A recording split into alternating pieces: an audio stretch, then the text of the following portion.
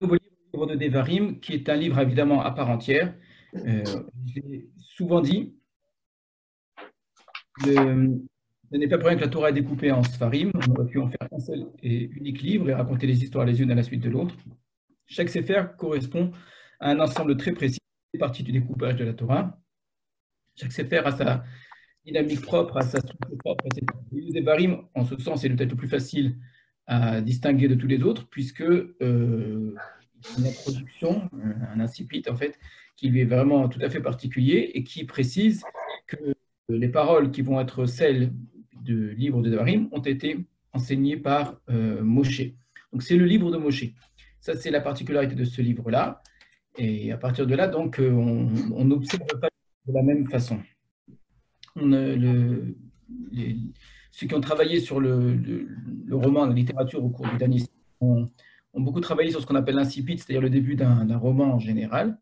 Et on considère que les débuts des romans, les débuts des récits en général, donc ces incipites-là ont trois objectifs. Un, d'informer le lecteur, lui donner les informations nécessaires qui vont être utiles, donc les personnages, les lieux, etc., pour savoir, etc., pour avoir un minimum d'informations.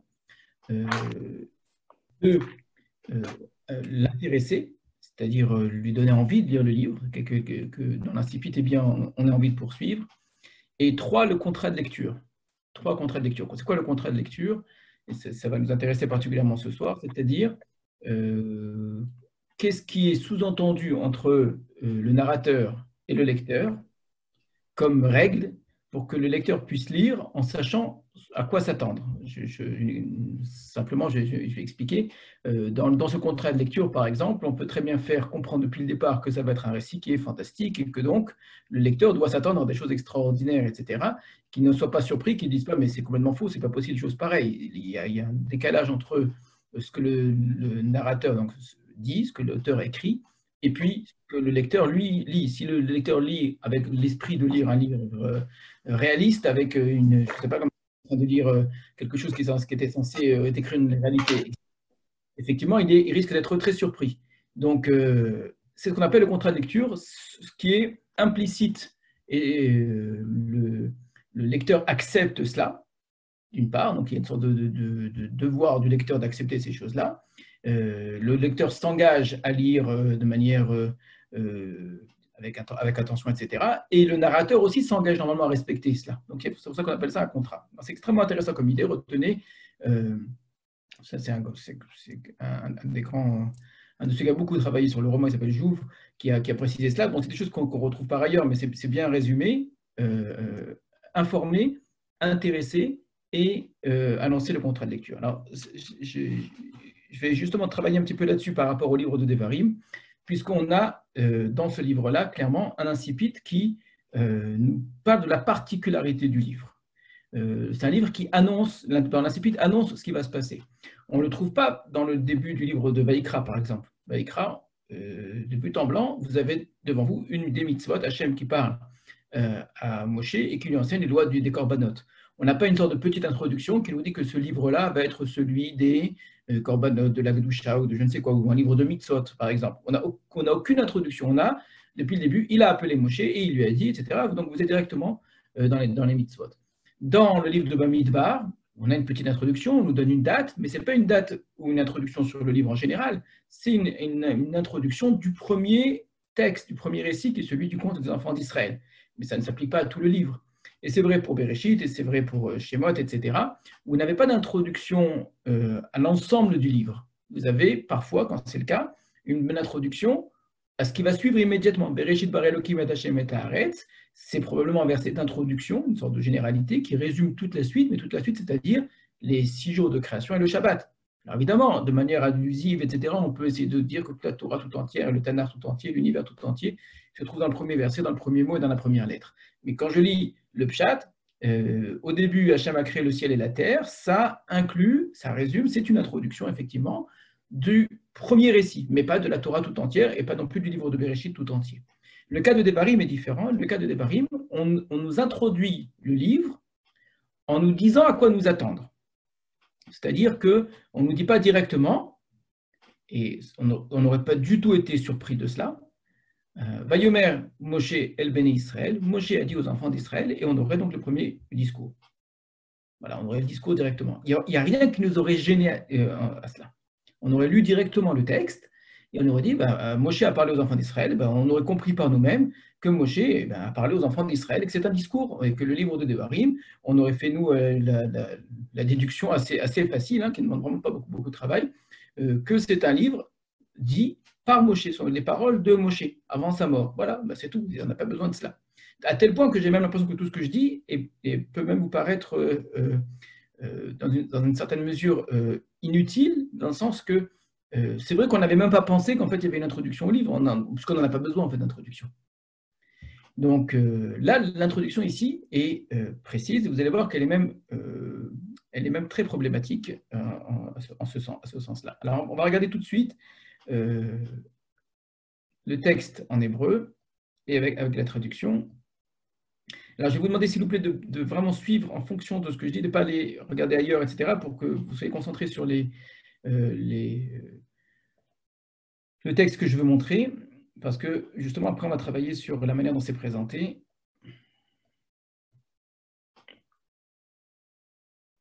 Où est-ce que je l'ai mis? Un tout petit instant, excusez-moi.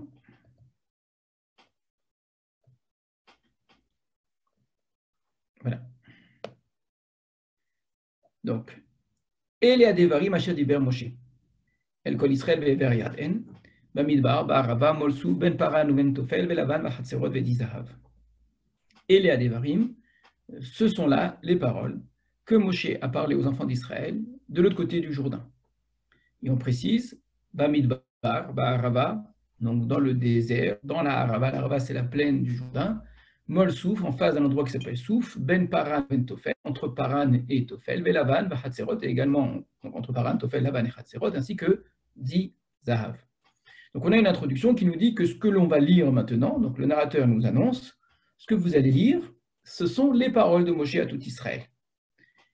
Quand est-ce qu'il a dit ces paroles-là? Parce qu'il a dit des paroles dans le livre précédent aussi. Donc pour bien donner le sujet du livre, ce sont les paroles qui ont été dites de l'autre côté du Jourdain. Précisément à quel endroit? Dans Bamidbar, Baraba, Molsouf, etc., etc., etc. Donc c'est une façon de bien distinguer ces paroles que l'on va lire maintenant des autres paroles de Moshe qui ont été dites auparavant, dans les livres précédents. Puisque même Bereshit, même Shemot, qui raconte la création du monde où Moshe n'était pas né, c'est quand même Moshe qui les a dit aux enfants d'Israël, qui les a mis par écrit, etc. Donc toute la Torah est Torah de Moshe d'une certaine façon. Mais les paroles que vous allez avoir maintenant, ce sont les paroles prononcées par Moshe. Il faut probablement comprendre quand on dit prononcées par Moshe, non seulement prononcées, mais même des paroles choisies par Moshe. Ce sont ses propres paroles. Ce n'est pas Dieu qui lui a dit de dire. C'est-à-dire, ce n'est pas la prophétie de Moshe. Jusqu'à présent, quand Moshe parlait aux enfants d'Israël, généralement, c'était ce que Hachem lui demandait de dire. Donc, il était le transmetteur. Ce que vous allez avoir, ce sont les discours de Moshe. Un petit peu comme d'autres prophètes plus tard feront des discours. Si on s'en tient à cela, ça voudrait dire que le livre de Devarim est exactement, dans sa construction, dans son objectif, comme le livre de Yirmiya, par exemple, comme le livre de Ishaïa, comme le livre de Yecheskel, qui sont des anthologies de prophéties, un ensemble de prophéties de Yirmiya, etc., etc. On a réuni les textes de Yirmiya. Donc, on pourrait appeler ce livre-là Sefer Moshe, le livre des paroles de Moshe. En fait, comme Sefer Yirmiya, c'est le livre des paroles de Yirmiya. Alors, comme les paroles de Moshe sont beaucoup plus larges que cela, on précise bien, ce sont celles qui ont été dites de l'autre côté du Jourdain. Alors, tous les commentateurs sont très embêtés par la manière dont est présentée la géographie ici. De l'autre côté du Jourdain, on voit très bien où c'est, on en a déjà parlé, c'est à la fin du livre de Bamidbar. C'est là où on a laissé les enfants d'Israël, à la fin du livre de Bamidbar, de l'autre côté du Jourdain, Arvot Moab, on appelle ça également, les plaines de Moab. Là, vous avez le mot Arava, donc ce sont les Arvot Moab. Par contre, en même temps, on dit que c'est Bamidbar, dans le désert, ce qui est difficile. Mol Souf, face à Souf. Le seul Souf que nous on connaît, c'est Yam Souf, c'est la mer des gens. On ne peut pas être à la fois dans le désert, dans la plaine de Moab, face à la mer des gens. Paran, c'est le désert qui est proche du Sinaï, Tophel, et les autres endroits, on ne les connaît pas du tout.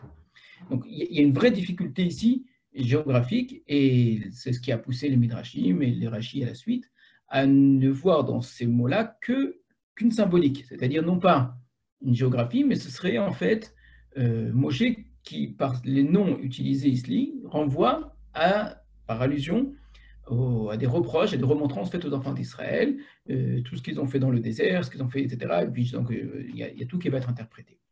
Alors, ça pose plusieurs problèmes. Si on devait s'en tenir vraiment à cela, pourquoi Moshe ici est tellement implicite alors qu'il va être tout à fait explicite dans pas longtemps? Il va clairement parler de choses beaucoup plus très dures. Hein. Il va reprocher aux enfants d'Israël ce qu'il a à leur reprocher. Pourquoi il devrait ici utiliser uniquement le sous-entendu? Rachid dit parce que c'est avant sa mort, il faut faire attention quand on dit aux gens, il faut choisir le bon moment pour leur faire des remontrances, et en même temps, il faut savoir bien leur dire. De fait, le livre de Devarim est un livre, entre autres, pas seulement bien évidemment, mais entre autres de remontrances, entre autres où il y a des reproches qui sont dits de manière très claire. Pourquoi est-ce qu'il utilise ça? Et puis à part cela, évidemment, au niveau du pshat, rien ne permet d'indiquer que ce soit ça le sens du verset. Le verset, a priori, semble clairement être en train de donner, et volontairement, c'est même ça le but de ce verset, c'est de préciser que les paroles qui ont été dites, elles ont été dites dans un endroit précis. Et pour que ce soit très clair, en vérité, pas pour que ce soit confus comme ça l'est pour nous, bien au contraire, pour que ce soit très clair, on essaye de multiplier les détails géographiques. Alors, c'est quelque chose ici qui, en vérité, a un but pour le lecteur qui connaissait ces lieux-là, de préciser de manière la plus juste possible, la plus détaillée possible, le lieu d'où Moshe a parlé. Ce lieu-là, il est de l'autre côté du Jourdain. Alors, évidemment, il faudra comprendre Bamidbar, non pas le désert du Sinaï, etc., mais la partie nord du désert, la Arava, ça va très bien. Mol Souf, les Pashtanim vont dire, les commentaires Pshat vont faire remarquer, mais le Rav Hirsch également, que jamais la mère des gens, Yam Souf, est appelée Souf tout seul. Donc il faut simplement comprendre que le mot Souf, c'est un autre endroit qui s'appelle Souf, comme il y a beaucoup, et alors là, vraiment, ça ne ment pas, on a des exemples innombrables de différents endroits qui portent des noms qui sont comparables ou proches.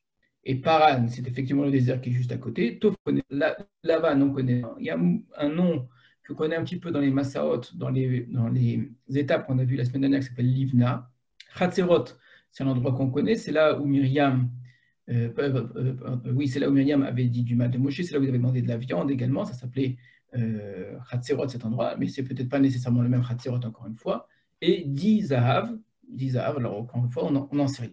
Alors, ce qui est quand même assez remarquable, c'est qu'avec tous ces détails, on nous dit c'est de l'autre côté du Jourdain, dans le désert, dans la Harava, face à Souf, entre Paran, Tophel, Lavan, Hatzerot et Dizahav, ça fait 9 précisions. On n'a pas trouvé le moyen de donner un nom à l'endroit d'où Moshe a parlé. Alors que dans chaque étape où il s'est passé quelque chose pour l'enfant d'Israël, l'étape portait un nom. Justement, Hatzerot, c'est un exemple, Kivrot Atahava, Mara, etc., etc. À chaque fois que l'enfant d'Israël était quelque part, il y avait un nom qui était donné. Donc, comment ça se fait qu'on essaie de nous indiquer de la manière la plus précise possible le lieu où Moshe a dit les paroles qui vont suivre, alors qu'on ne donne pas un endroit qui s'appelle un tel, et puis un point c'est tout. Alors, il y a plusieurs façons de répondre à cette question. Je ne vais pas m'attarder trop dessus, simplement. Ce qu'on pourrait dire, c'est que ça va dans le sens peut-être de certains commentateurs qui vont dire que Moshe n'a pas parlé en un seul endroit, il a parlé pendant plusieurs semaines, parce qu'on va dater dans un instant exactement à partir de quand est-ce qu'il a parlé, donc jusqu'à sa mort. Les dernières paroles du livre de Devarim, les dernières paroles de Moshe, c'était le jour de sa mort.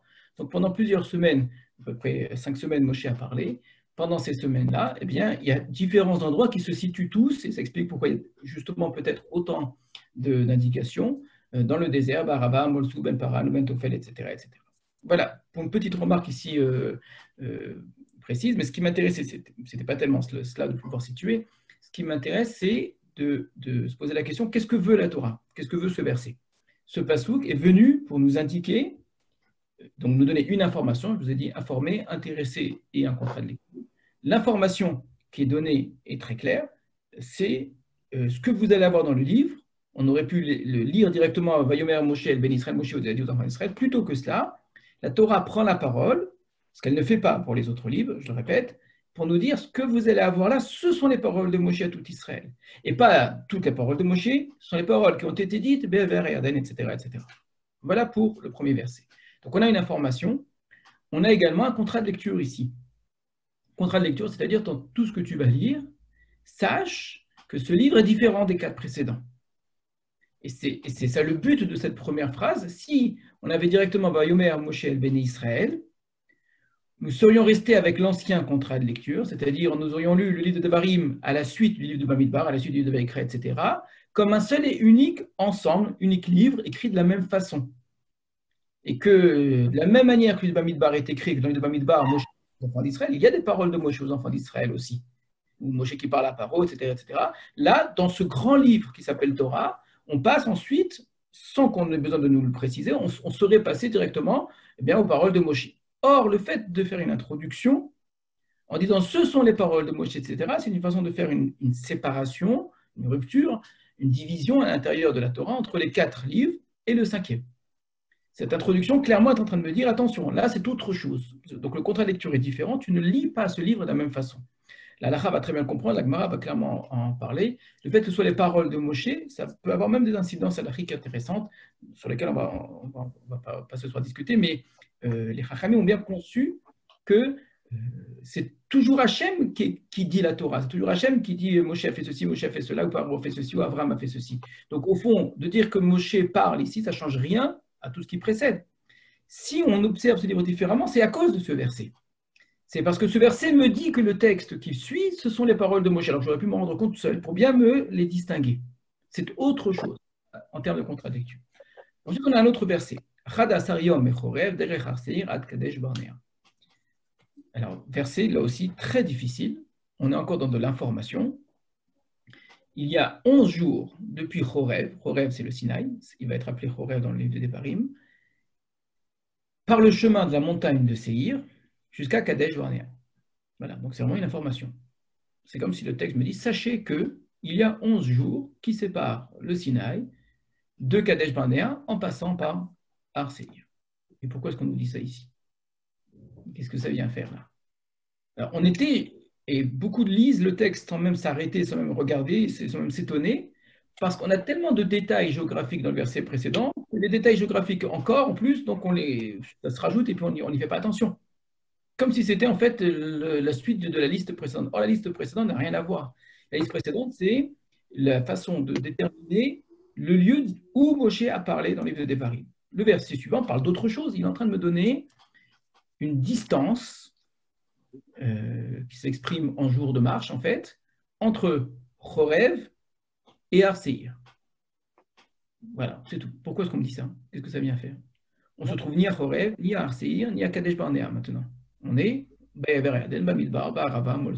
pourquoi est-ce que ce texte Voilà un verset donc très étonnant, une sorte de parenthèse, on se demande ce qu'elle fait là. La difficulté, elle vient maintenant. Verset 3. Là, vous êtes avec moi? Excusez-moi, pour les Claude Moustein, pour les 11 jours, c'est pas pour dire quelque part qu'ils auraient pu arriver en Israël en 11 jours à la sortie d'Égypte, et qu'en fait, après, il y a eu tous les aléas. Ce que vous dites est certainement vrai, mais ça ne répond pas à la question qu'est-ce que c'est dit ici et pourquoi ce n'est pas dit dans le sens que vous l'avez dit. J'entends très bien. Maintenant, comment est-ce que vous faites ressortir ça et je suis en plus vraiment d'accord avec vous que c'est ça le but de ce verset, mais il faut essayer de comprendre comment ça ressort de l'emplacement. On vient de me dire, voici les paroles que Moshe a dit aux enfants d'Israël. Pourquoi est-ce qu'on me dit il y a 11 jours? Où est-ce que vous entendez dans cette simple phrase? Et en fait, ça a pris 40 ans. D'accord? Alors, oui. C'est la smichout avec le verset suivant, Vahi be'arbaim shana, ce fut la 40e année. Donc, le lecteur va dire, mais si c'est 11 jours, pourquoi 40 ans? Mais le texte, en même temps, ne nous a pas dit, il s'est passé quelque chose. Mais votre remarque est évidemment juste. On va y arriver. Le Rashbam va donner une réponse qui va dans votre sens, qui va expliquer pourquoi c'est placé ici. Alors, je continue. J'essaie juste pour l'instant, sans entrer dans les explications.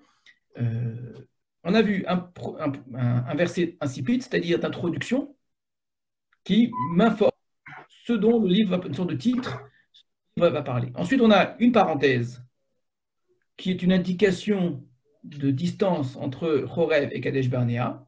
Et je peux rajouter ce que vous avez dit, M. Moustein, qu'effectivement, dans le but de dire, et plutôt que 11 jours, ça leur a pris 40 ans. D'accord? Ça fait partie, si vous voulez, de l'information, mais ça reste une information entre parenthèses qui est dite ici, et qui ne sont pas les paroles de Moshe.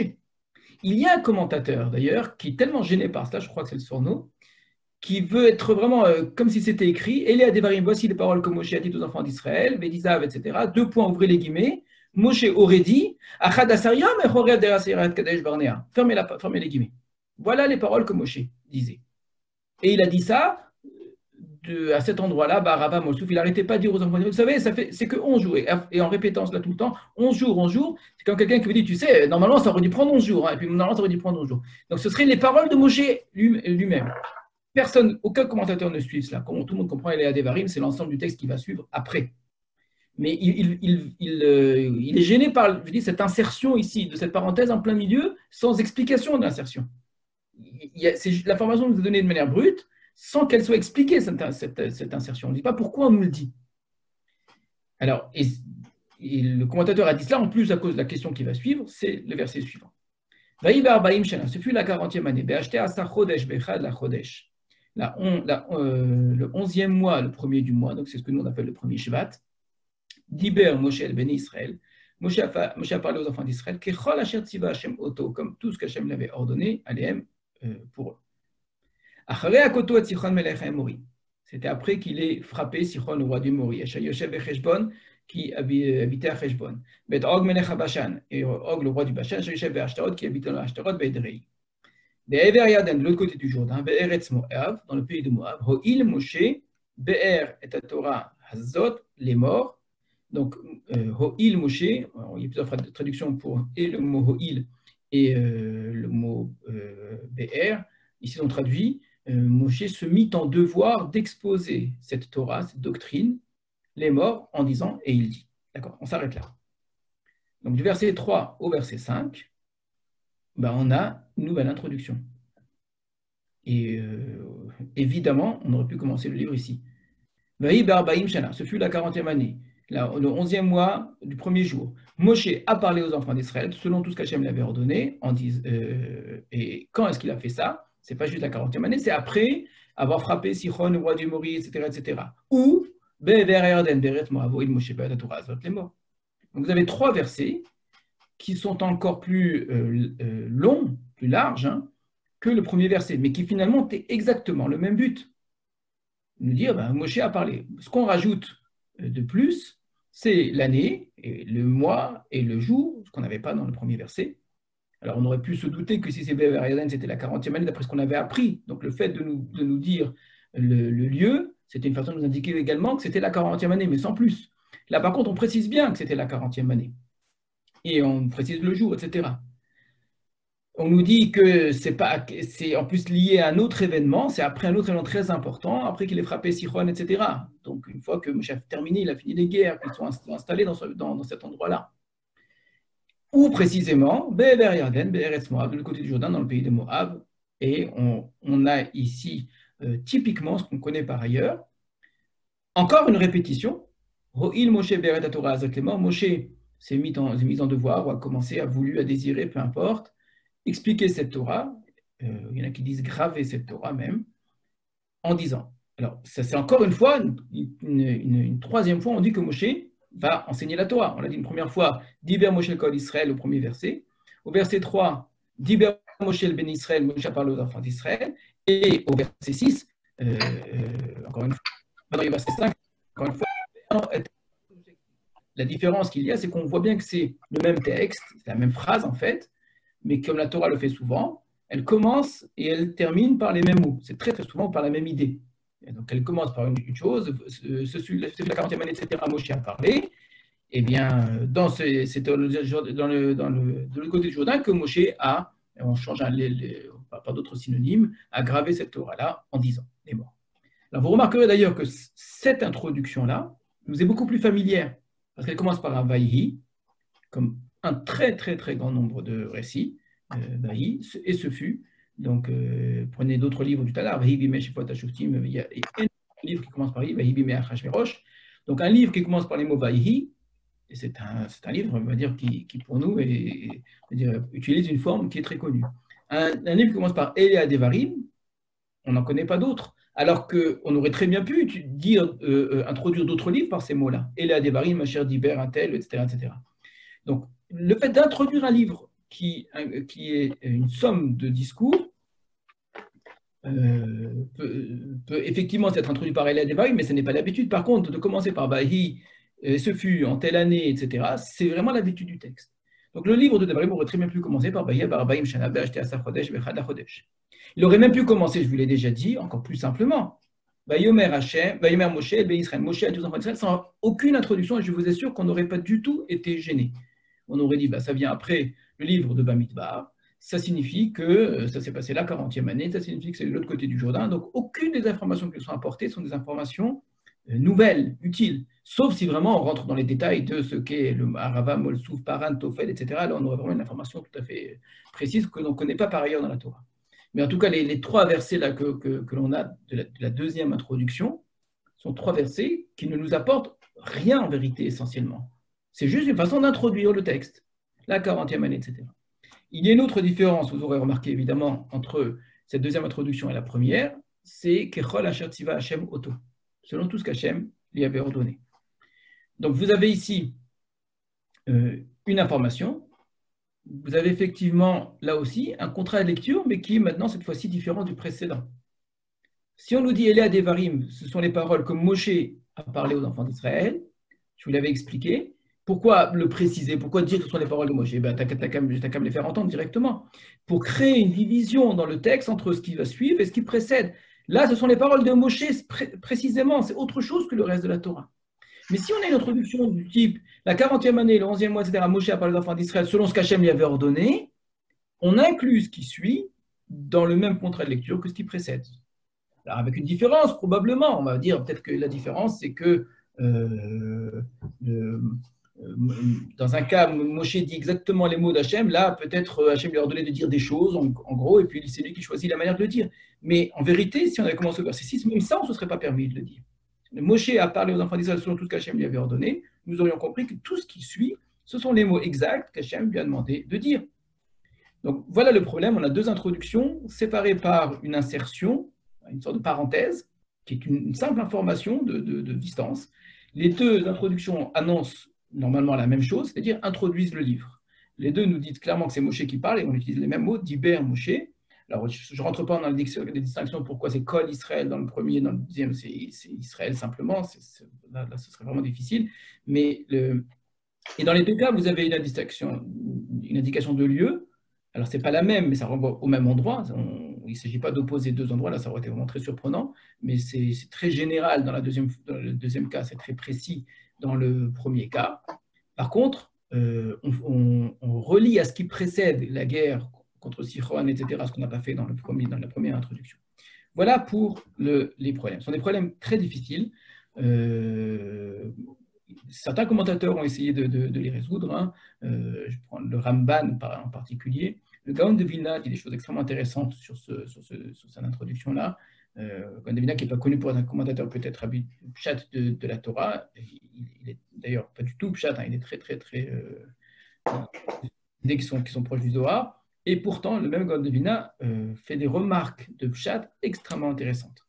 Lui voit par exemple cette introduction multiple, et donc il en compte trois ici, mais le sens que lui va donner, c'est extrêmement intéressant. Il dit que ce sont les trois discours de Moshe qui vont suivre. C'est qu'on a dans le livre de Devarim, effectivement, ce qu'on peut appeler trois discours. Alors, pas tout le monde sera d'accord sur cette façon de découper. On va expliquer sur quoi elle se base. C'est la façon la plus simple, en tout cas, de découper le livre de Devarim, où il y a effectivement trois discours. On peut compter plus de parties dans le livre de Devarim. On va y arriver dans un instant. Et donc, chaque discours est annoncé par une introduction différente. Donc, on aurait effectivement une triple introduction parce qu'il s'agit de trois discours. Et ça expliquerait donc pourquoi ce n'est pas exactement les mêmes mots. Alors, c'est quand même très difficile au niveau du pshat, c'est qu'on n'a jamais vu qu'on introduise des choses bien à l'avance. Une introduction a pour but d'introduire. Donc, il faudra la mettre au moment du discours, surtout que ces autres discours auront leur propre introduction. Et deuxièmement, les liens qu'il y a entre ce qui est écrit et les discours en question sont très légers et parfois même ne tiennent pas nécessairement. Donc, il va faire remarquer que dans un cas, on parle de Torah, donc c'est censé parler de la Torah. Or, c'est le troisième discours. Le troisième discours n'est pas celui de la Torah. C'est le deuxième discours qui est essentiellement celui de la Torah, qui est celui des mitzvot. Donc, c'est quelque chose qui est un peu difficile. Mais un exemple, il y en a d'autres encore qui ont vu cette introduction multiple, par contre, pour essayer de la justifier, c'est beaucoup plus difficile. En tout cas, nous, on va réfléchir sur cette question-là. Je ne prétends pas ici vous apporter la réponse à une question aussi dure. Je voulais déjà, en tout cas, que vous soyez attentifs à cette particularité qui, et là c'est vraiment important comme idée, à travers l'introduction d'un livre, en général, vous avez la teneur générale du livre. C'est-à-dire, je ne dis pas que tout ce qui est écrit dans le livre se trouve ici, c'est pas du tout, je ne vais pas entrer là-dedans, mais que la manière de lire le livre, la façon d'approcher le livre ici change complètement. Vous l'aurez remarqué, le premier verset déjà nous a amené à cela. Eh bien, les versets suivants, à plus forte raison, le lecteur n'a pas le droit de lire le livre qui va suivre de la même manière qu'il a lu les 4 précédents. On a vraiment une sorte de mise en garde. Sachez que ce qui va être écrit, c'est quelque chose de particulier qui a été dit à un certain moment, dans un certain lieu, par une certaine personne, d'accord, dans certaines conditions. Et effectivement, vous remarquerez que les indications qui sont données ici vont revenir dans le texte. Ce n'est pas juste en introduction, mais le fait que ce qui est dit là soit après la guerre contre Sichon et le royaume Mori va revenir plusieurs fois dans le texte. Plusieurs fois, Moshe lui-même en disant regardez ce qui vient de se passer, beaucoup plus que des choses qui se sont passées 40 ans plus tôt, qui pour nous sont beaucoup plus marquantes. La sortie d'Égypte, la traversée de la mer, etc., etc. Ce qui va être marquant comme événement dans le livre des Devarim, dans les discours de Moshe, ça va être la guerre contre Sichon, le roi du Mori, etc. Donc ce n'est pas juste dans l'introduction, vraiment visible dans le même du texte. Le fait dans Arvot Moab, d'être de l'autre côté du Jourdain, qu'il y ait une Torah qui soit donnée de l'autre côté du Jourdain, donc je relis le verset 5, qui est un verset qui conclut la deuxième introduction. Be'ever à Yarden, de l'autre côté du Jourdain, Be'eretz Moab, dans le pays de Moab. Ho'il Moshe Be'eret Torah Hazot est mort. Moshe a désiré enseigner, graver cette Torah-là en lisant. Donc on a une Torah associée à Eretz Moab, à Be'ever Yarden. Ce n'est pas juste l'introduction qui va lire, c'est appuyé très fortement. On aura, d'une certaine façon, comme si Moshe voulait présenter, non pas une deuxième Torah, c'est pas cela, mais on étudiera petit à petit lorsqu'on y arrivera, mais un deuxième don de la Torah. Il y a une Torah du Sinaï, il y a une Torah de Arvot Moab. Il y aura un brit du Sinaï, il y aura un brit de Arvot Moab. Il y a quelqu'un qui fait un peu de bruit, je suis désolé.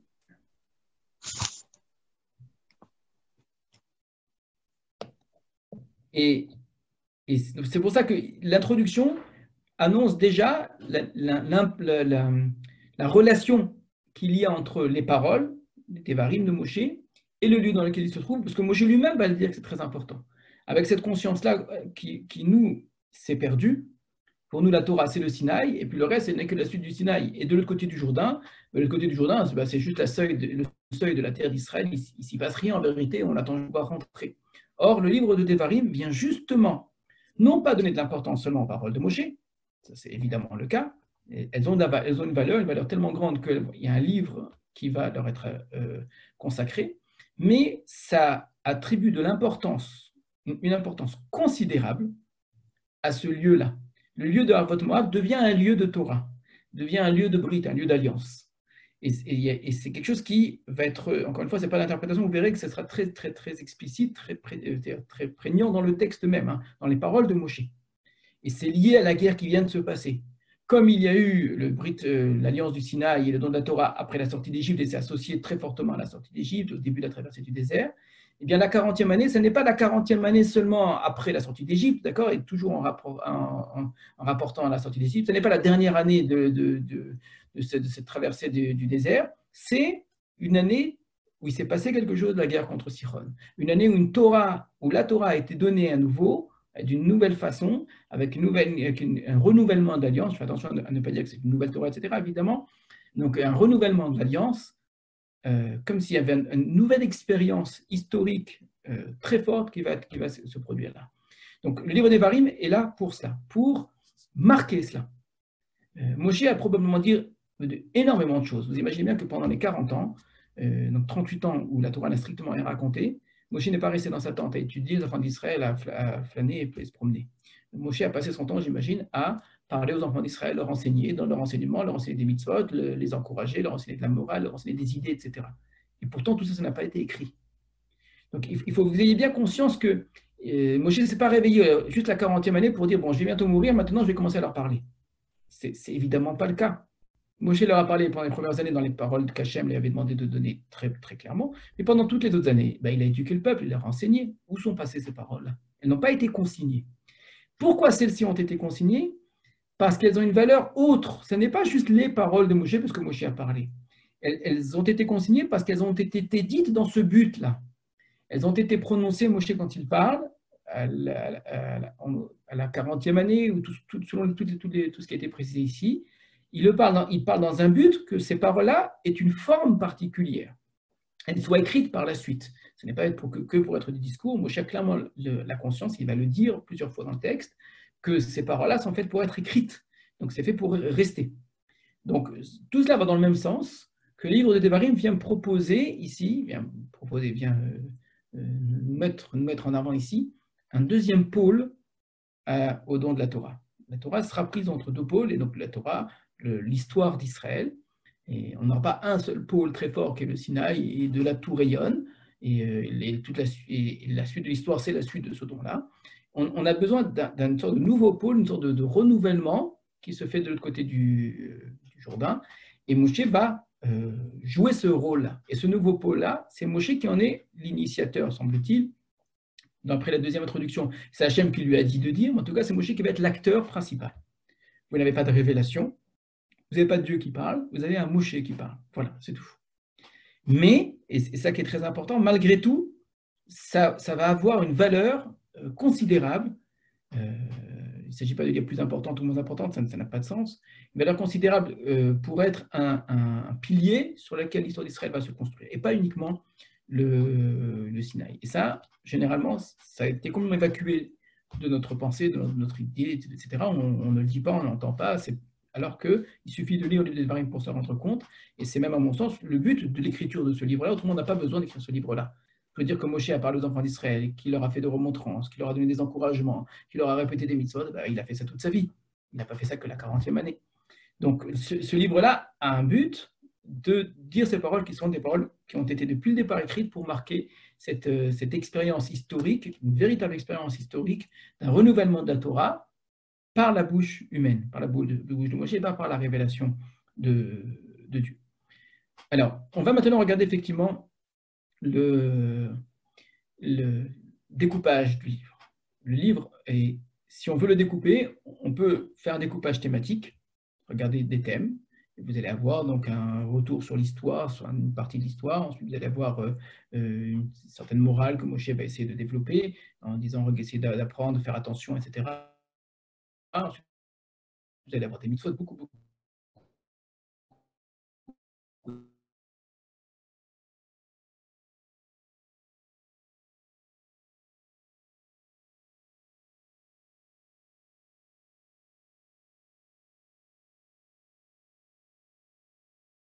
D'un endroit, qu'elle est reprise par ailleurs, et puis qu'elle est redite parfois dans les mêmes mots d'ailleurs. On est dans un discours oral, on s'en rend très bien compte, mis par écrit. Et donc, le côté de l'oralité du discours apparaît très bien, ce qui fait qu'effectivement, on sent bien qu'on passe d'un sujet à l'autre, on sent le côté parfois véhément, le côté lyrique, ou bien Moshe qui insiste. C'est dans ce livre-là que vous verrez très souvent ce qu'on ne trouve pas par ailleurs, schéma, écoute, ou bien ré, voix. C'est des choses qui sont très... On sent bien Moshe qui parle, donc le découpage thématique est très important. Il faut le faire, ce travail-là, vraiment de classer, de séparer des groupes de versets en fonction du thème, et malgré parfois les redites, etc., les retours en arrière. Le découpage que je vais vous proposer est beaucoup plus simple, mais il est plus formel, et il est au moins tout autant important. C'est à quel endroit dans le récit, dans le texte, pas un récit ici en l'occurrence, dans les discours, à quel endroit le texte nous dit qu'on a changé. Donc, c'est même supposé qu'on soit exactement dans le même thème, on parle exactement dans la même chose, qu'on soit vraiment dans la suite des idées, mais qu'en plein milieu, le texte me dit oui, mais là, c'est autre chose, pour une raison X qui n'est pas dite dans le texte, d'accord? Il y a parfois dans le texte des insertions où le narrateur reprend la parole et m'indique clairement qu'on est passé, on va appeler ça un nouveau discours. Alors, ce n'est pas compliqué, c'est très simple à faire. Puisque ce sont des discours, c'est Moshe qui parle tout le temps. Et il parle à la deuxième personne, soit tu, soit vous, soit deuxième personne singulier, soit au pluriel. C'est très étonnant d'ailleurs ce passage du singulier au pluriel dans les Devarim. et il parle aux enfants d'Israël. Donc c'est Moshe toujours qui dit tu, ou bien vous, etc. C'est toujours Moshe qui parle. Vous n'avez pas Hachem qui est sujet. On parle de lui, mais lui ne parle pas. À certains endroits, exactement comme vous aviez pour le verset 1 ou le verset 3, c'est le narrateur qui reprend la parole et qui dit Moshe a fait cela. Ou Moshe n'est plus la première personne qui parle, Moshe est à la troisième personne. On parle de Moshe comme dans les autres livres de la Torah. Il n'y en a pas beaucoup des endroits comme ça, c'est ce qui fait qu'effectivement, l'ensemble du livre, ce sont les paroles de Moshe. On va le regarder, retenez-le bien pour les parachiotes suivantes. Évidemment, il ne faut pas tenir compte du découpage en sidrot, il n'a rien à voir avec le découpage des discours, c'est tout à fait indépendant. Les chapitres, plus ou moins, vont essayer de respecter cela. Alors, on ne va pas avoir un grand chapitre qui va être le premier discours, un immense chapitre ensuite du deuxième discours, parce que le deuxième discours prend quasiment toute la place. Les chapitres, vous savez, ont pour but d'être pas trop longs, donc obligatoirement, ça va être découpé. Donc, le premier discours commence donc au verset 6 du chapitre 1. D'accord? Pour l'instant, ne regardez pas ce que dit Moshe, c'est le verset 6. Généralement, on appelle ce discours-là le discours historique, où Moshe revient sur de l'histoire. Il reviendra sur l'histoire aussi plus tard. Donc, par exemple, dans l'histoire sur laquelle il revient dans le premier discours, il ne parle pas du tout du Sinaï, il ne parle pas du don de la Torah, il ne parle pas des 10 commandements. Il le fera dans le deuxième discours, dont le but n'est pas la base de revenir sur l'histoire. Donc, c'est important. Il ne revient pas non plus sur la faute du veau d'or. Il y reviendra dans un autre endroit, dans la faute du veau d'or. Donc, vous voyez, il faut se méfier quand on dit c'est le discours historique, d'aller imaginer que l'ensemble des retours sur l'histoire de Moshe, des rétrospections de Moshe, se trouveraient dans le premier discours. Et dans le deuxième discours, vous n'auriez que des mitzvot. Ce n'est pas du tout comme cela. Dans ce premier discours, vous avez effectivement un retour sur l'histoire. C'est ça le sujet essentiel. Plus, après être revenu sur l'histoire, sur certains éléments d'histoire, plus une sorte de morale de l'histoire. Moshe dit, regardez ce que nous avons fait et ce qu'il faut en tirer comme conclusion. C'est une introduction clairement au discours suivant, ça va être dit comme cela, le but c'est la Torah et les mitzvot. Tout cela c'est d'accomplir la Torah et les mitzvot. Donc Moshe revient sur l'histoire pour dire, voilà maintenant la Torah. Vezat la Torah, chasse à Moshe, ça va venir justement juste après, Moshe va donner la Torah. Donc ça c'est pour le premier chapitre. Alors on va... premier discours qui commence au chapitre 1, qui va être l'ensemble de la Sidra de Devarim, et le début de la Sidra va être Hanan. Alors, on va passer au discours suivant. On va partager l'écran.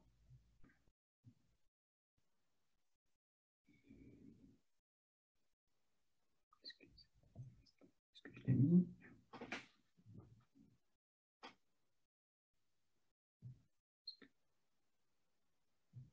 Voilà, c'est là. Vous l'avez devant vous. Donc là, vous avez le premier chapitre avec le premier discours qui commence. On va descendre simplement. Tout ça, c'est le premier discours. Chapitre 1, chapitre 2, chapitre 3, où Moshe raconte ce qui s'est passé. Et au chapitre 4, on est toujours dans le premier discours, Ve'ata Israël, et maintenant Israël. Donc c'est un nouveau moment dans le discours, après avoir raconté, et maintenant, Shema Ela Hokim Ela Mishpatim, écoute les lois et les préceptes, j'espère que vous voyez ce que je suis en train de vous montrer, que je t'enseigne aujourd'hui, etc., etc. Donc c'est la suite du discours qui en vérité introduit le discours suivant. Je continue le chapitre 4. Tout ça, c'est toujours le premier discours, donc chapitre 1, 2, 3 et 4, jusqu'au verset 43. Jusqu'au verset 43. Verset 44, c'est le narrateur qui reprend la parole jusqu'à la fin du chapitre. Donc le découpage du chapitre ici est assez logique. On aurait pu soit couper au verset, après le verset 43, soit couper là, il fallait choisir, peu importe. Ça aurait été que vous allez voir ce paragraphe-là est un paragraphe qui va servir de transition entre les deux discours. Regardez bien, verset 44, je suis dans la Sidra de Vaïtranan, dans la Sidra de la semaine prochaine.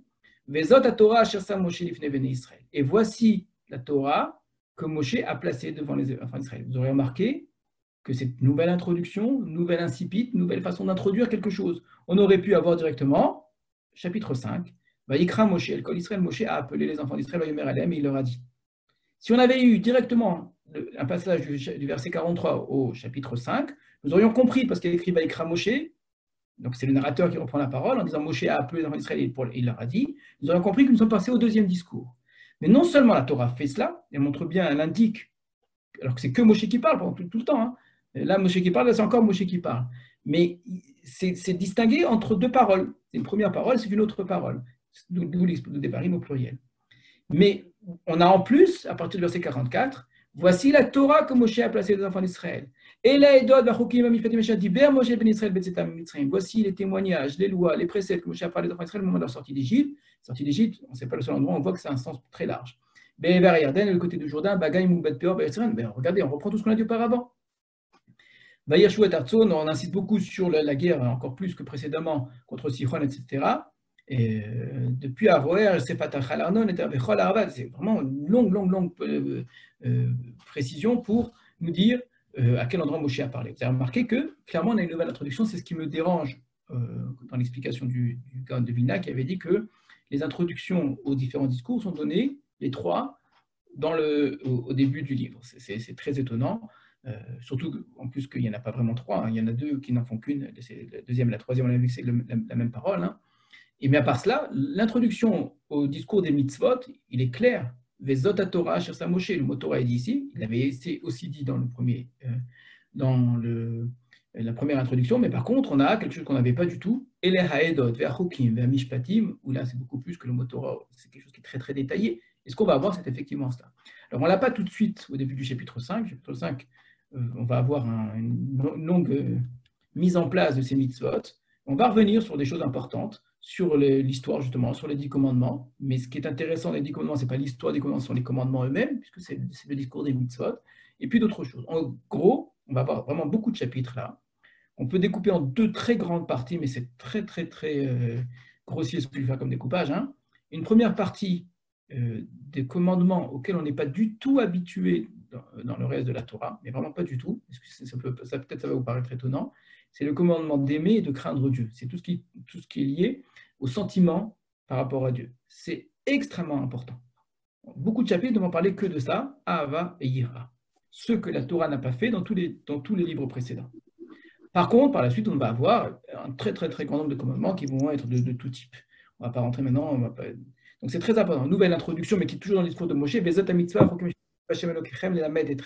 Moshe qui parle, qui voici la mitzvah. Donc le chapitre, je reprends, le chapitre 5, le chapitre 6, 7, mais on va continuer comme ça longtemps, hein, 8, 9, 10, 11, 12, etc. On va aller un peu plus vite. Jusqu'au chapitre 27.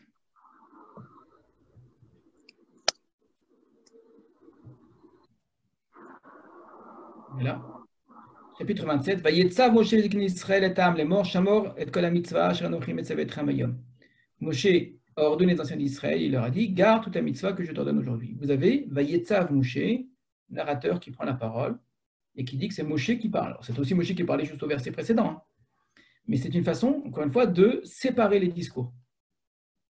Donc on termine un discours précédent et on commence un nouveau discours.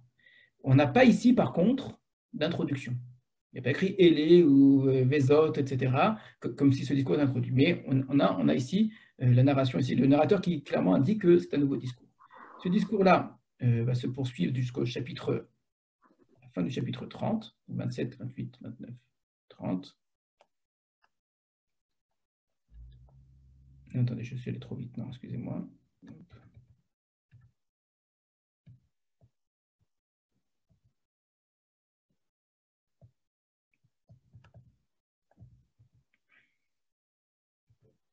Voilà.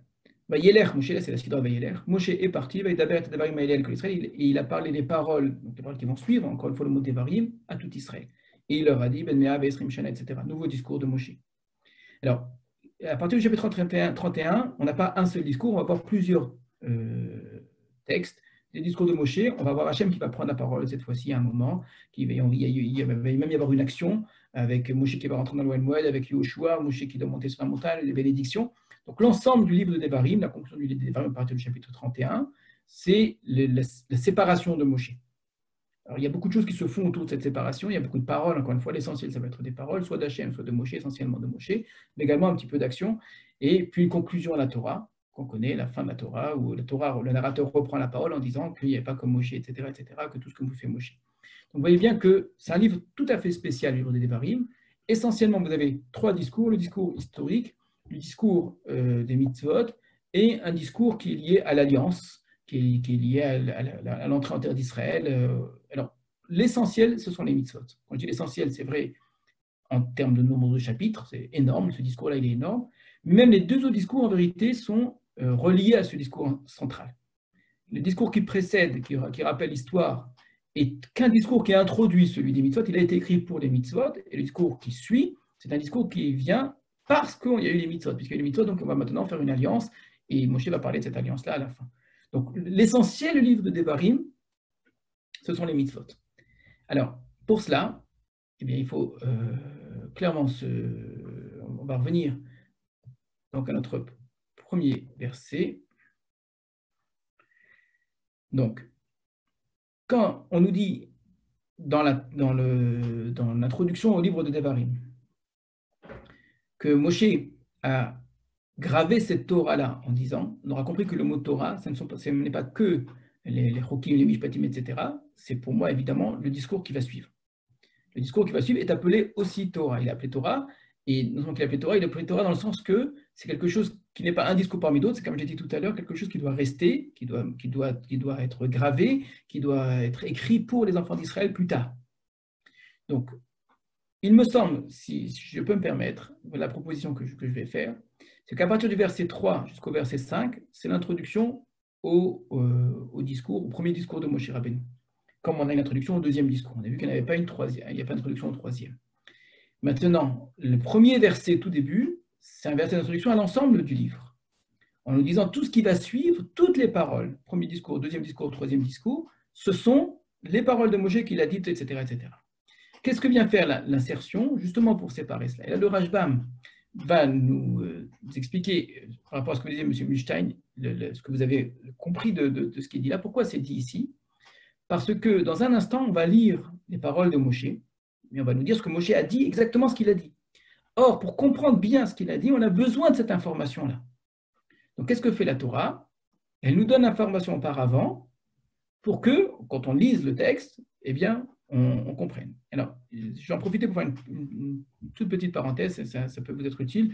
Vous savez que chaque commentateur a ses propres méthodes, a ses propres règles, a ses propres... on peut parfois créer même des concepts d'interprétation. Ça me dérange beaucoup, vous savez, même si ça a aussi son avantage, ces compilations de commentaires, on vous met à la suite sur un verset plein de commentaires qui paraissent jolis, alors que chacun correspond à des systèmes de pensée, des systèmes surtout d'interprétation complètement différents, et que ça crée une véritable incohérence. Un commentateur, digne de son nom, a sa façon de lire, etc. Il est souvent à ses propres techniques, ses propres découvertes, et apporte beaucoup à l'histoire de l'interprétation et surtout aux techniques d'interprétation qu'ensuite on peut développer. Le Rashbam émet plusieurs fois une idée extrêmement intéressante. On a appelé ça par la suite, c'est pas ses mots à lui, Shitat Hagdamot. Shita, c'est-à-dire la règle, le système des Hagdamot, je ne vais pas dire introduction, c'est la traduction généralement du mot Hagdama, je ne sais pas comment appeler ça, des prolepses, voilà. Rappelez-vous, la semaine dernière, on avait parlé des lectures rétrospectives, là c'est l'inverse, d'une certaine façon. Ce que dit le Rashbam, c'est que très souvent la Torah veut développer une idée. Pour développer cette idée, on a besoin de posséder certaines informations, et donc la Torah va donner ces informations auparavant. Vous allez me dire, bah oui, c'est une évidence, on n'a pas besoin du Rashbam pour le savoir. C'est extrêmement important en vérité, parce que ça nous oblige à considérer les différents textes de la Torah comme étant certains l'objectif même du texte de la Torah, et d'autres écrits dans cet objectif-là. Ils ne sont pas secondaires, ils ne sont pas inférieurs, il ne s'agit pas ici de donner de la valeur, ça n'a strictement rien à voir avec ça. C'est juste en termes de compréhension du texte. Encore une fois, quand on a une lecture linéaire, on ne se pose pas toutes ces questions et puis on n'a pas de problème d'une certaine façon. Mais on manque beaucoup à la compréhension du texte. Quand on a une lecture de l'ensemble des textes et qu'on se pose la question, mais qu'est-ce qui est venu m'enseigner ce texte-là? Si je sais que ce texte-là n'a été écrit que pour un autre texte, ça m'oblige à l'observer dans ce but-là. Et ça va répondre à un très grand nombre de questions. Ça va expliquer pourquoi est-ce qu'on va traiter de telle idée plutôt que telle idée, pourquoi tel détail a été omis et que tel autre détail, par contre, est mis en avant. Quand j'ai une lecture linéaire, je vais me dire, mais c'est bizarre, pourquoi il insiste tellement là-dedans? Rashbam va nous apporter très souvent cette clé de lecture en disant, oui, mais si tu sais que ça n'a été dit que par rapport à la suite, ben c'est pour ça qu'on a insisté là-dessus, parce que c'est ça qui va être utile.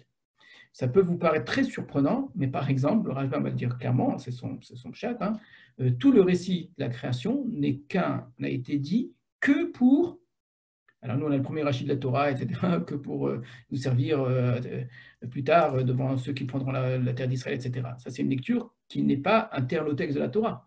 Pour le Rajam, c'est dans le texte de la Torah. L'ensemble du récit de la Torah n'a été donné que pour la mitzvah du Shabbat. C'est que le but de la Torah, c'est de donner les mitzvot. Quand nous allons lire que pendant 6 jours, Dieu a créé le monde le 7e jour et il a fait le Shabbat, on dit, mais de quoi tu parles? Je ne comprends rien. Donc la Torah est obligée de nous dire que il y a eu les 6 jours de la création et le Shabbat. Là, ça nous oblige à lire le récit de la création, je vous assure, avec un regard très différent en vérité. Où on est, où celui qui se dit le but de la Torah, c'est de m'enseigner l'histoire de l'humanité, les origines du monde, etc., va se poser certaines questions sur le texte de la Torah. Mais s'il se dit, mais tout ça n'est écrit que dans un seul but, et le but du récit de la Torah, c'est le Shabbat que moi je dois faire chez moi à la maison, et en communauté, c'est une lecture très différente. C'est vraiment un changement de perspective. Le Rajbam, c'est typiquement. Et là, vous avez la même chose exactement. Cette insertion-là, elle est placée avant un autre texte parce qu'elle va être utile. Alors, je ne pouvais pas le mettre dans le texte suivant. Pourquoi je ne peux pas le mettre dans le texte suivant? Parce qu'après, j'ai des guillemets, c'est Moshe qui parle. Moshe n'a pas dit ça. Moshe n'a pas dit Achad Asar-Yom Echorev Dever Seirat Kadesh Barnea. Par contre, il l'a sous-entendu. Pourquoi l'a-t-il sous-entendu? Parce qu'il avait en face de lui des gens qui savaient très bien de quoi en parler, donc il n'avait pas besoin de le dire. Mais pour nous, lecteurs qui allons lire les choses des siècles plus tard et des millénaires plus tard, la Torah sait très bien qu'on aura besoin de cette information, qu'il n'y a que 11 jours. Puisque le sujet de Moshe, ça va être justement de développer le fait qu'il y a beaucoup plus que 11 jours qui ont passé. Et la question qui est, mais qu'est-ce qu'on fait donc là au bout de 40 ans? Donc la Torah a besoin de préciser cela.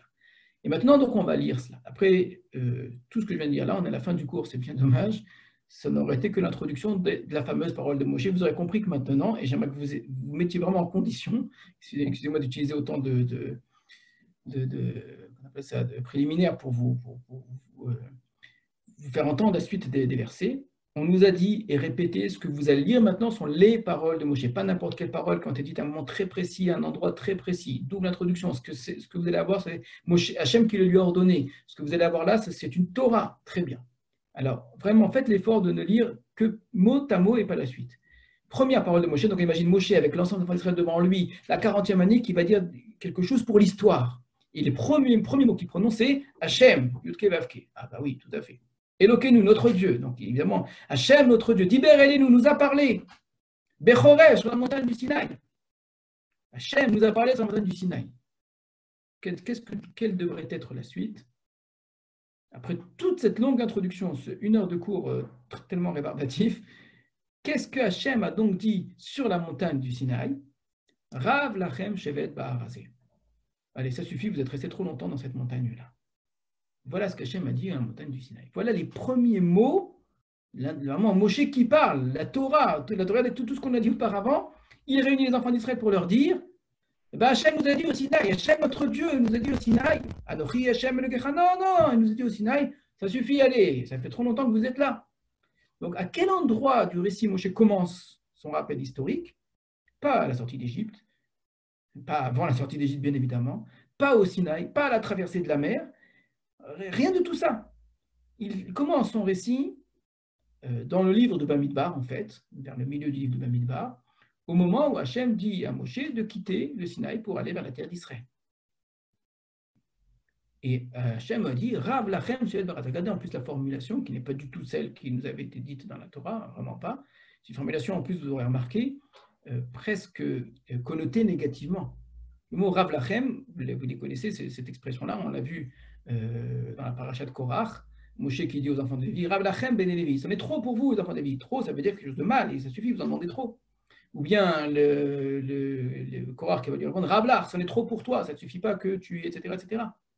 Rav lachem, c'est connoté négativement, c'est quelqu'un qui en veut trop, ça suffit. On est en train de parler du Sinaï. Donc non seulement Moshe ne nous dit pas ce qu'Hachem a dit au Sinaï, c'est le don de la Torah, mais il présente le Sinaï comme quelque chose qu'il faut quitter. Voilà les premiers mots de Moshe. Hachem a dit, ça suffit, stop, vous restez là, c'est beaucoup trop, et maintenant il faut s'en aller. Regardez comment est-ce que ça va être appuyé. Paix-nous, détournez-vous. Ils ont traduit partez. Et paix-nous, normalement, à chaque fois que vous aurez l'expression lifnot, c'est quitter un endroit parce qu'on n'a rien à y faire. Ou soulachem, et voyager.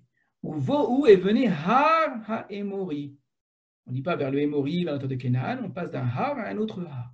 La montagne du Sinaï, c'en est trop, ça suffit. Allez, on a passé trop de temps. Il faut passer vers une autre montagne, le Hémori, Kol Shechenav et tous ses voisins, Arava, Bahar, Shefela, Negev. Regardez tout ce qu'on a déjà entendu à Arava, des mots qu'on avait vus. Clairement, ce que dit Moshe, en citant Hachem qui aurait dit cela, il crée ici deux lieux opposés. D'un côté, le Chorev, le mot Chorev, ça veut dire ruine normalement, hein, Hareva. Et un autre lieu, deux montagnes, qui est Émori, les voisins, etc., de la terre de Canaan, depuis le Libanon, le Liban, depuis le grand fleuve, etc. Et il y a un pôle qu'il faut quitter, qu'il faut abandonner, duquel il faut se détourner, et dont on sent que les enfants d'Israël ont du mal à... Et ça suffit, il faut aller vers l'autre qui semble vraiment supplanter le premier. Et si vous n'êtes toujours pas convaincu, on va continuer. Vois, je t'ai donné ce pays. Bouh, venez, regardez, venez, détournez-vous, voyagez. Ou prenez possession du pays, que Hachem avait promis à Abraham, Isaac et Jacob de leur donner. C'est une façon de dire, Hachem n'a jamais dit à Abraham, Isaac et Jacob qu'on allait passer notre temps ici sur le Chorev. Hein. On est là que de passage, hein. C'était juste un petit détour. Hein. C'est un détour. Hein. Rappelez-vous le début de Parashat Béchalar. On est passé au Sinaï et on est passé dans tout le désert que par un détour divin. Le but, on aurait pu y arriver directement par le chemin des Pélishtim. Ça y est, ça suffit maintenant. Hachem a promis autre chose. Hachem a promis autre chose, clairement. Ce qu'Hachem a promis, c'est la terre d'Israël. Ce n'est pas du tout le montagne du Sinaï. Voilà, on va s'arrêter là. Après, il y a une suite là, qui va être la réaction de Moshe, etc. Comment se fait-il, vous avez très bien compris que c'est un effet, hein, je ne sais pas comment on appelle ça, oratoire comme ça de Moshe, de surprendre l'auditoire, évidemment de nous surprendre nous aussi.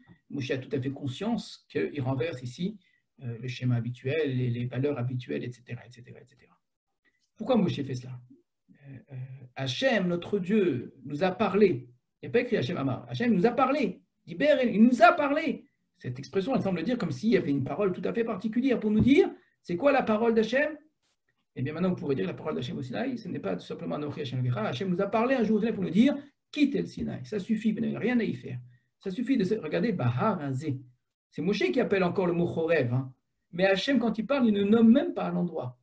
Ça suffit de rester dans cette montagne-là, mais aller vers l'autre, là, la grande montagne, vers l'autre pays, depuis le etc., la terre promise.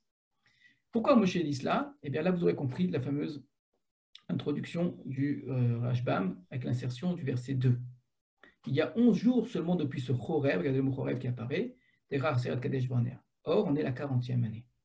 Maintenant, vous aurez compris le sens de Moshe. Les fameux sous-entendus dont parle Rashi, il faut les voir effectivement dans le texte, mais pas seulement là où lui les a vus de manière extrêmement fine hein, dans les mots, mais dans le langage même de Moshe, il est plein de sous-entendus. Et là, vraiment, vous avez un grand orateur. Hein. Quand il dit Hachem nous a parlé pour nous dire ça suffit, etc., allez, ça suffit, etc. Quand on dit cela, c'est une façon de dire Hachem, depuis le départ, il nous pressait et qu'il nous disait qu'on n'avait rien à y faire. Comment se fait-il qu'on est 40 ans plus tard encore ici? Voilà, c'est le problème de Moshe. Donc moi, j'ai fait exprès d'insister sur le fait que même le Sinaï, on n'avait rien à y faire. Mais alors dans le désert, vraiment traîner là, mais c'est sûr que non. Donc même par rapport au Chorev, la parole d'Hachem, elle était là. Donc essayez de prendre conscience de cette absurdité, de ce non-sens, de cette ironie de l'histoire incroyable, quelque chose qui peut être considéré comme insupportable. Comment se fait-il qu'on soit 40 ans ici? Mais ce n'est pas normal. Donc voilà ici le sous-entendu de Moshe. Hachem nous a parlé pour nous dire qu'on n'a rien à faire au Sinaï, à plus près qu'on n'a rien à faire ailleurs. Nous sommes que de passage. C'est Ever, regardez le mot Ever, regardez combien de fois on l'a vu de l'autre côté du genre, l'autre côté par rapport à quoi? Par rapport à ce qui est en face. Ce qui est en face, c'est là l'objectif, c'est là le lieu. Le livre de Devarim, c'est un livre qui revient beaucoup sur le passé, sur l'histoire, sur les mitzvot, mais qui est entièrement tourné vers l'autre côté du Jourdain et vers l'histoire qui va se produire de l'autre côté du Jourdain. Sans arrêt, beaucoup plus que tous les autres livres, quand j'ai beaucoup plus, c'est même incomparable, hein. Il y a l'idée, il faut passer, il faut traverser. Vous aurez compris quand plus tard, Moshe lui-même va dire, j'ai supplié Hachem, ça va être la suite, hein, c'est la suite de ce discours-là. Il commence par les mots Hachem, etc. Et moi-même, je me dis, j'ai rien à faire ici. On y reviendra la semaine prochaine pour Beit-Hana, vous verrez que c'est vraiment la suite de ce qu'on est en train de dire là. On comprend mieux les paroles de Moshe à la suite de cette introduction que lui-même fait. Hachem avait dit qu'on n'a rien à faire là. On n'a rien à faire là. Et maintenant, on est 40 ans après encore à cet endroit-là, on est planté là et on ne bouge pas, mais ce n'est pas normal. Donc, il n'y a pas mieux, je pense, pour mettre en place ce que Moshe va dire. Il ne commence pas par faire, comme on aurait pu avoir l'impression, un discours historique. Je vais vous raconter ce qui s'est passé. Vous n'étiez pas bien, et puis là, c'était très bien, et là, il faut remercier Dieu, etc. C'est beaucoup plus fort que cela. Moshe vraiment nous plonge directement, très fortement. Et la Torah, pour nous faire entendre cela, nous a introduit, dit par les deux introductions-là, en nous disant, faites très attention à tout ce qui est écrit ici.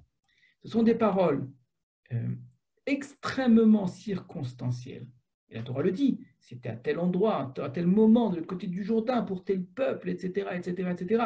Et donc, à partir de là, c'est à eux qu'on parle et que à eux qu'on parle. Et en plus, ce sont les paroles de Moshe, ce sont les paroles d'Hachem. Et Moshe, il a dit énormément d'autres choses.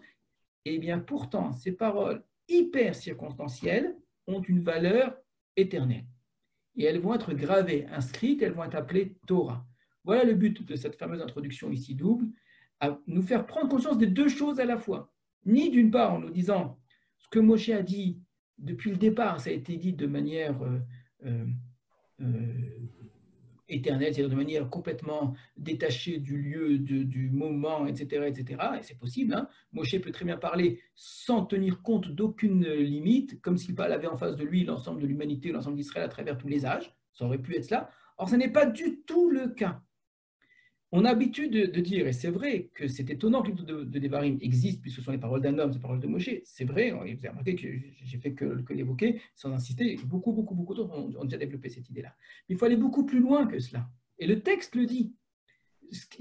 Que Moshe parle, c'est déjà étonnant qu'on en fasse un livre, mais que Moshe parle à ce peuple-là, à cet endroit-là, à Barbaïm Shana, la 40e année, le 11e jour, etc. etc. Mais alors, d'accord, alors bon, il aura parlé cette fois-ci comme il aura parlé plein d'autres fois. Et pourtant, c'est ces moments très précis de l'histoire, ancrés dans l'histoire, qui vont avoir une valeur éternelle. Comparé justement avec le Sinaï. La parole du Sinaï, Moshe est quasiment absent. Il parle, mais ce n'est pas lui qui parle, c'est Hachem qui parle. À qui il parle? On comprend très bien qu'il ne parle pas qu'aux enfants d'Israël qui sont en face, il parle pour toutes les générations à venir. À tel point qu'il n'y a strictement aucune date donnée pour la fameuse révélation du Sinaï. On n'en sait rien. On sait que c'est au 3e mois. Quel jour? Impossible de savoir. D'accord? Et c'est où exactement le Sinaï? On est loin d'avoir autant de précision. Donc, celui qui parle, c'est Hachem. À qui il parle? À l'ensemble du peuple d'Israël, à travers le peuple d'Israël et l'humanité tout entière. Quand est-ce qu'il parle? Dans un temps qui n'est pas limité, d'accord? Dans un lieu qui est à peine précisé, Sinaï, pour dire le désert. Et dire le désert, en vérité, ça veut dire exprès le désert pour dire n'importe où. C'est le désert, ça veut dire justement détaché de tout lieu précis. C'est un endroit qui n'est pas géographique, c'est un no man's land, le désert. Dire le désert, ça veut dire finalement partout. Donc on ne peut pas faire plus, si ça avait été sur la Lune, on aurait été encore mieux d'une certaine façon. On ne pouvait pas aller sur la Lune à ce moment-là. Donc la révélation du Sinaï, c'est complètement affranchi de toute délimitation de temps, de lieu, etc., pour une parole qui est effectivement, d'une certaine façon, elle-même infinie. Le livre de Devarim, c'est exactement le contraire, et on insiste beaucoup là-dessus. On insiste énormément. Et pourtant, malgré tout, et c'est ça le but de ces premiers versets, c'est de me dire, entends bien, ne crois pas que ce sont des paroles dites comme ça de manière informelle, pas du tout, ce sont des paroles très limitées, et à travers ces limites-là, elles touchent l'ensemble du peuple d'Israël, par un autre biais, par un autre moyen. C'est un homme qui parle à un peuple précis, dans un lieu précis, à une date précise, et c'est par cela qu'il nous touche. C'est une autre façon d'y arriver, mais Hachem, on le découvrira au cours des sidrotes suivantes. Est-ce que vous avez des questions?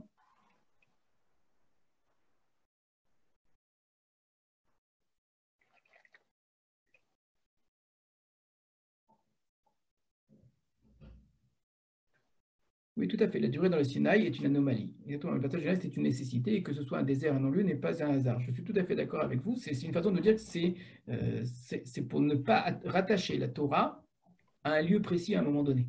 Alors, ce que fait pourtant le livre de Devarim, il fait dire, c'est une autre façon de toucher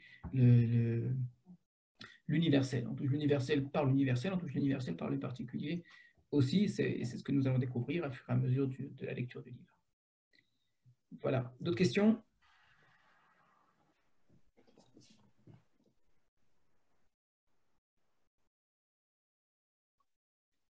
Voilà. Eh bien, alors à très bientôt. Shabbat Shalom. Shabbat Shalom, Yashar Koach. Alors, Shabbat Shalom. J'espère que si c'est possible, si tout va bien, la semaine prochaine, on reprendra les cours Shabbat au Merkaz. Et j'aimerais bien vous y voir si vous pouvez.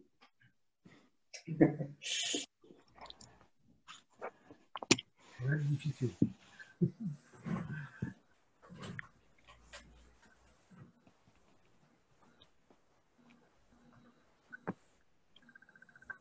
Shabbat shalom.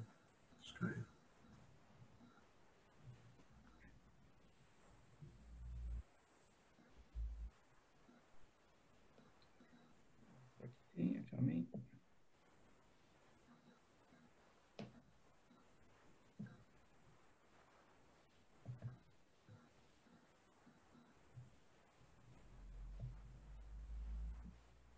Jean-François? Oui, bonsoir. Bonsoir. Je crois que, sans faire exprès, je vous ai mis administrateur, il me semble. C'est gentil. Merci pour l'honneur. Regardez si c'est le cas. Je ne sais pas du tout. Là.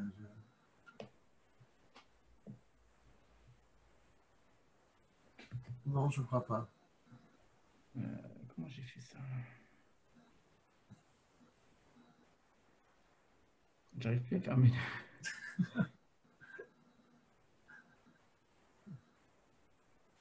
Bon. Je vais causer des soucis à ceux qui vont vous récupérer la vidéo là pour la mettre sur YouTube. Ils ne vont pas comprendre, elle va faire plusieurs heures. Elle n'a pas été éteinte. Comment je fais ça? Je crois que c'est bon, je crois que j'ai repris la main. C'est bon, ça y est, c'est bon. Shabbat shalom. Shabbat shalom.